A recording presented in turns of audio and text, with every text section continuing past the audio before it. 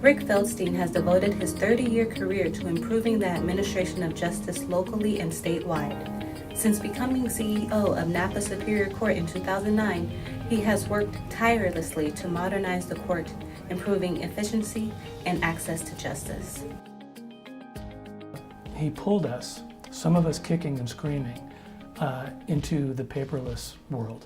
And so we saw tremendous changes in how we process cases, and we went from a system which consisted entirely of paper files to a system that's almost entirely paperless. Under Rick's leadership, Napa moved to digital case files, launched a fully automated courtroom that updates data in real time, and offers e-filing to court users.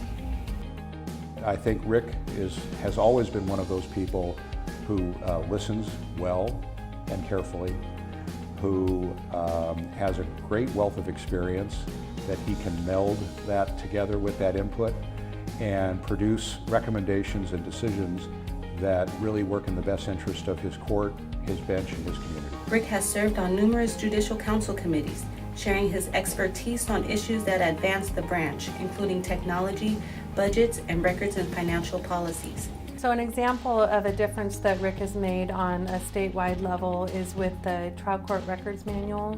And although that might sound, not very exciting, but what it really has done is the efforts that were put into putting together the trial court records manual is what led to the change in rules so that the courts can now retain electronic copies of records, whereas in the past that was strictly required to be paper. His dedication to his local court, the branch, and the public is unwavering.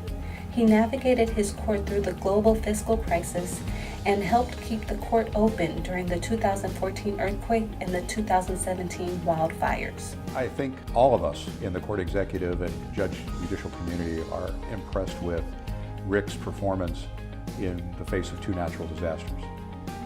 Many of us won't face one in our career, much less two.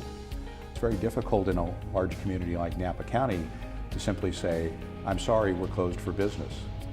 I think that's the easy thing to do, but it's much harder, and that's where Rick steps in to say, no, we're going to continue to provide access to those other community members who are not necessarily directly affected by the fires or the disaster, so that they continue to have access to the courts.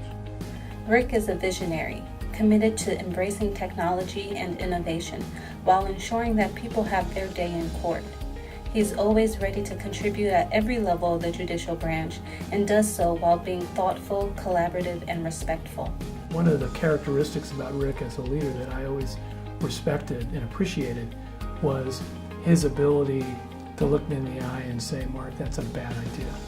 And I think that is something that he understood in his obligation to the court and to the judges, that when he provides advice to us, when he talks to us about long-term goals and how we're going to approach certain things, he's going to listen.